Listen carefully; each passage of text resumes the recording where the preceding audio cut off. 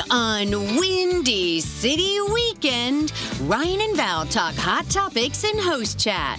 Plus, V103's Sonia Blakey fills us in on the 9th annual Sista Strut Pink Celebration. And film critic Richard Roper lets us know if it's a spend or save on the newest movies hitting theaters this weekend. Now, here are your hosts, Val Warner and Ryan Cheverini.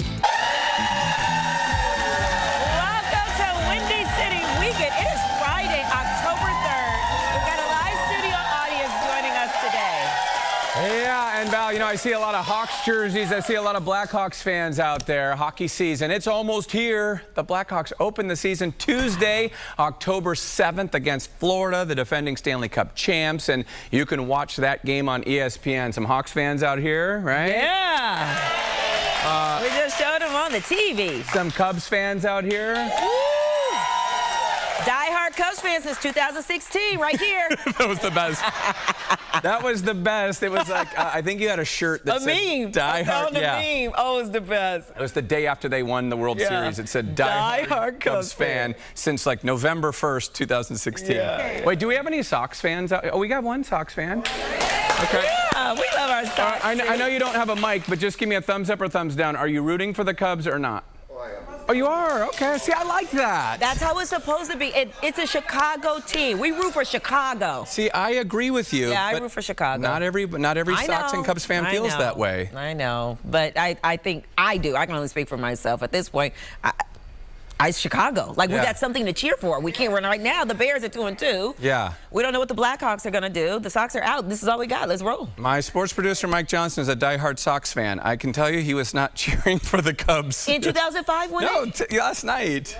Oh, you said he was a Cubs fan. No, sorry, a diehard Sox fan. Oh, did I say Cubs? He wasn't rooting for the Cubs? No. Oh, come on, Mike. Yeah, he said, no, Chicago fans stick with their team. But I like he's wearing a Sox hat, and he says he's rooting for the Cubs. Yeah, I do too. Yeah, now last night, I will say this, and I know some people are going to think that I'm a hater, but Somebody said in the audience, oh, here we go. Okay, listen, with you, whoever baseball is a long season, and if you make the playoffs, I think you should celebrate one time with champagne, and then the second time you celebrate is when you win the World Series. In baseball, they celebrate with champagne and beer after every series win. It's a little much. Not at all. Really? Okay. Look at Daniel Palencia. He looks like Shakira, and he's got to play tomorrow. Guess what? This is a moment in time. This is a moment in time. This has nothing to do with him having to play tomorrow. He's not drinking it. He's spraying and wasting it all over the floor. You don't think they were drinking that? No, look at it. Look at it. Drinking it is like this. Is it some getting in their mouth? Sure, by virtue of them spraying it. That's wasting. Ryan, that's putting it on their head. Look at that. He's twerking. We got the twerk. Yeah, no, he was doing this. Yeah, baby. Listen, I think he was like, How was he, Val? How was he? And guess what? If I was in that locker room, I would be right there, but my mouth would be open. I'd be drinking it. See? But his mouth wasn't. Okay. That's my problem. Now, it's a lot because they haven't won yet. They haven't won anything yet. So what are we going to wait till they win? Yes. What if they don't win? Then you don't celebrate. They don't get any celebration? You celebrate when you make the playoffs, I think, because it's a long season, 162 games. They just made it. No, they made it before. They made the wild card. They clinched already. They already did this celebration once, and then they lost 5 straight games right after, I swear.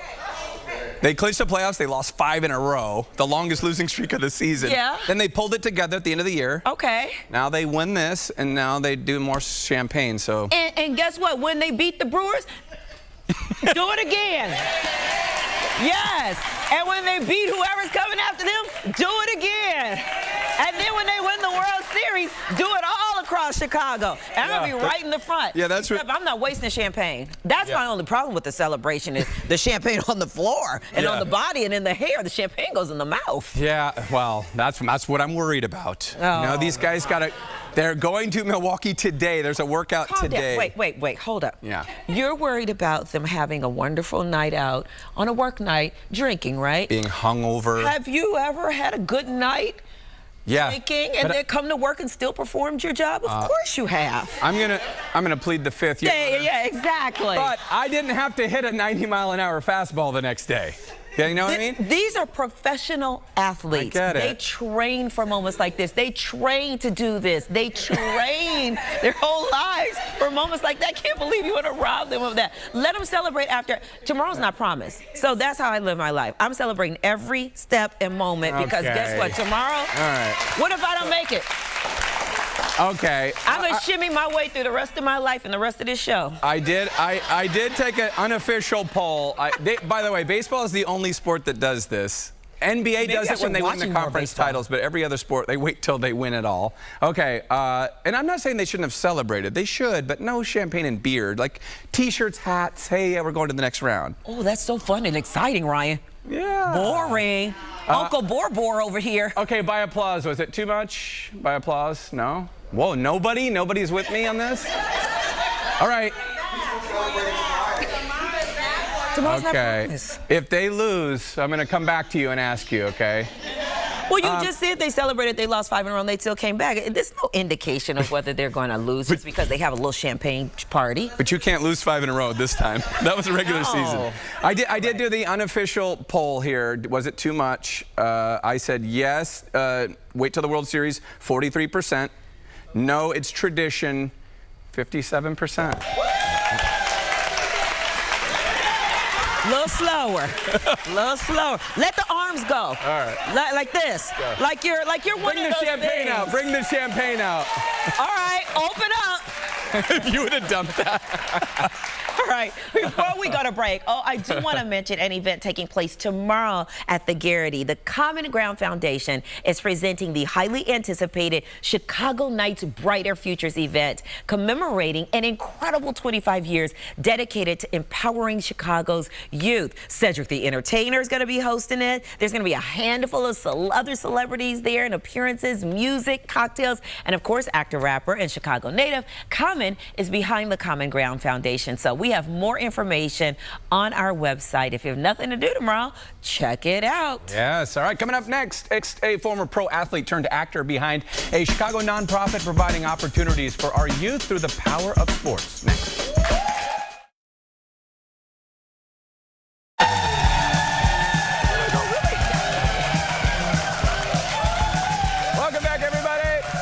I recently met our next guest on the set of a new movie we are both starring in that filmed in Chicago. Wait, what? Yeah, both of us. I'd like to hear his version. Yeah, well, shh.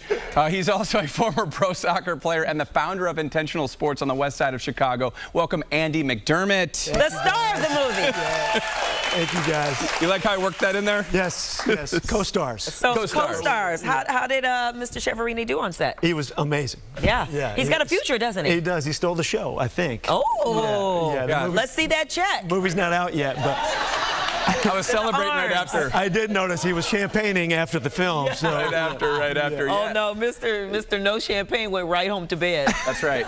No celebrating. He didn't even leave set. He was champagning right on the set. That's it. Yeah. So you have like a fascinating life. I was like reading your bio. We really did meet on set. I play a reporter, very small role. He has a much bigger part in a film that you can't really reveal just yet, but it was shot in Chicago with our buddy Colin Egglesfield. Yep. And you can you say what you play in the film or?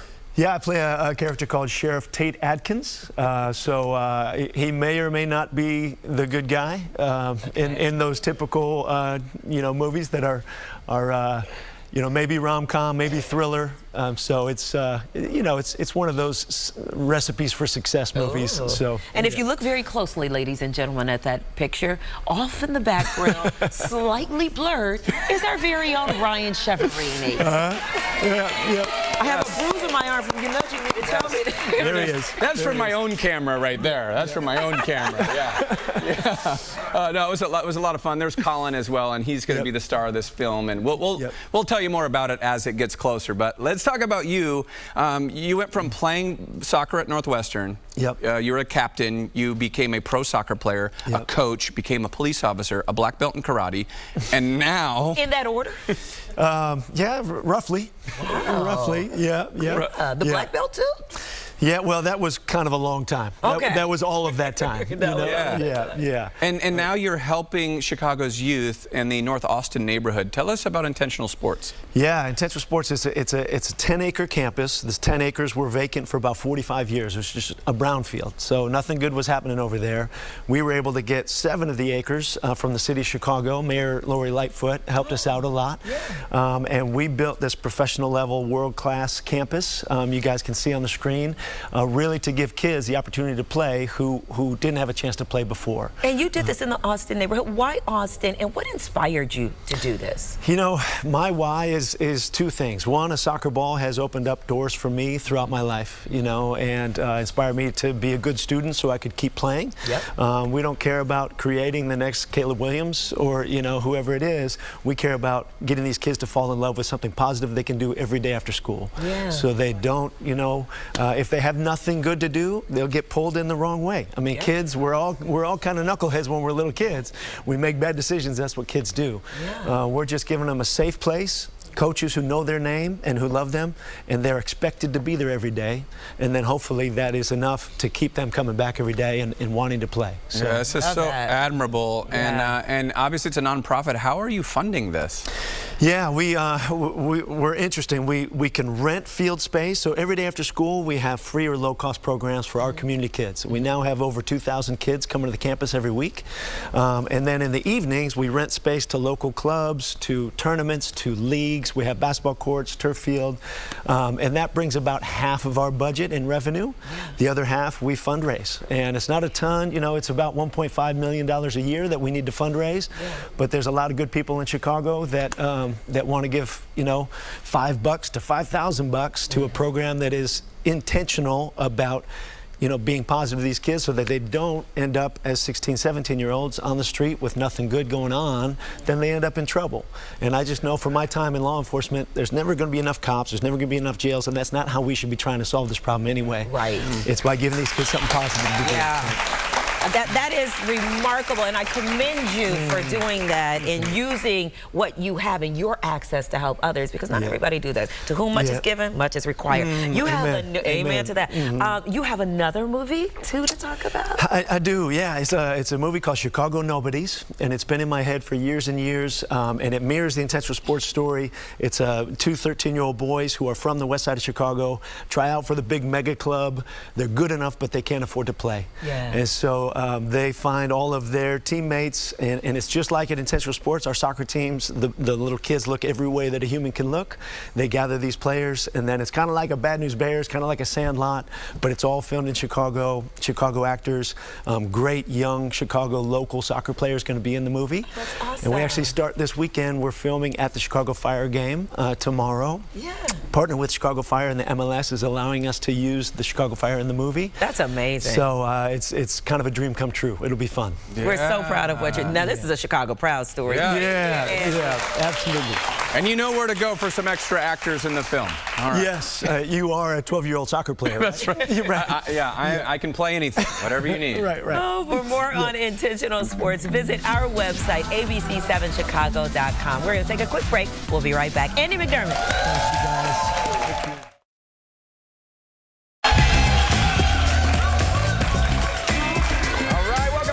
Say he watches the bad movies so that you don't have to. Welcome our friend and film critic, Mr. Richard Roper. Hello, everyone. Hi, Rich.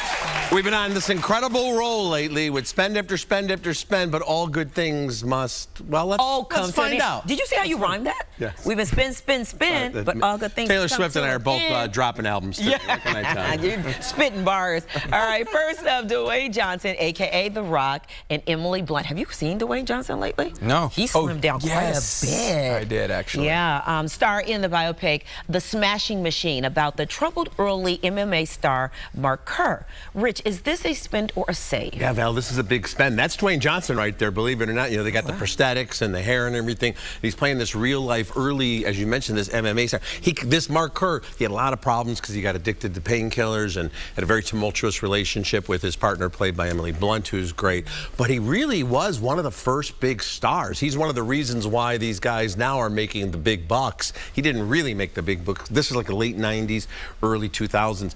when America was first kind of getting used to the violence of the MMA, like, what is this? Is it boxing? Is it karate? It's a combination of everything. But it's more of a character portrait. It's definitely the best acting Dwayne Johnson has ever done. Really? The best? By far. Yeah, I didn't even recognize I know with the hair. It throws you off. Yeah. And this was back in the time when I don't think there was weight classes either. Like this was. Oh, and they would just fight forever. These guys would be in their 30s and then in their 40s, and they would just keep going. And it was very big in Japan before it was big here. So they'd go overseas and they'd fight and then finally, they'd have to give it up. And it's not a tragic story, but it's pretty dark. Okay, I was going to say it's got to be. All right. Well, Oscar winner Daniel Day-Lewis returns to the big screen for the first time in almost a decade. It's a tense psychological drama directed by his son, Ronan Day-Lewis. Rich, tell us more about Anemone. Something like that. Is that how I say it? Anemone. This is a save. Daniel Day-Lewis is one of the greatest actors of all time. He has 3 Best Actor Oscars, and he hasn't acted in a long time. It's great. But, it's one of these films that it's all about the mood and the emotions, and, there's a tragic thing in the past, and big monologues, and it's always raining, and it just feels very... His son is a good director, but it's like he pulled out all the tools from the kit box to show that he could do all this stuff, and there's not much of a story. When you finally find out the crux of the story, you feel like they should have gotten a better screenplay. They wrote it together, Daniel Day-Lewis and his son. I think they would have been better off going to someone else and doing a different project. So it looks great. It's got great acting, but it goes nowhere. Okay, well, there's the streak. The streak is over. The streak is over. All right, well, the new Amazon Prime movie, Play Dirty, starring Mark Wahlberg and Lakeith Stanfield, is that right? Yeah, is about a ruthless thief whose crew stumbled onto a heist that pits them against the New York mob. Now, that premise sounds interesting. What are we doing? It does, Val. Unfortunately, it's a save. This is written and directed by Shane Black, who wrote the original Lethal Weapon. So he's like a legend in the business for kind of almost inventing the buddy cop movie, the R-rated, and that's what this is. But that's the thing. It feels very much stuck in the 80s or 90s. It's fine if you want escapist entertainment. It's casually violent, which you're either into or you're not. Mark Wahlberg can be good, but can also be kind of stiff, and he's pretty bland in this one here. So we got to watch the Rock's movie. Got to watch The Smashing Machine, absolutely. Do you think that could be nominated? Do you think he could get nominated? I think it's going to be close. I think he might get a nomination for a Golden Globe. I'm not sure, Academy Award. And One Battle After Another, we should mention, we talked about last week, is the front runner for Best Picture, and people can still see that in theaters. Oh. That's the Leo DiCaprio movie. Oh, yeah, that one looked good, too. I'm behind. I need to go to the show. All right, thanks, Rich. Get some popcorn. Coming up, I'm going to tell you about a breast cancer walk that I'm participating in this weekend and how you can be there as well.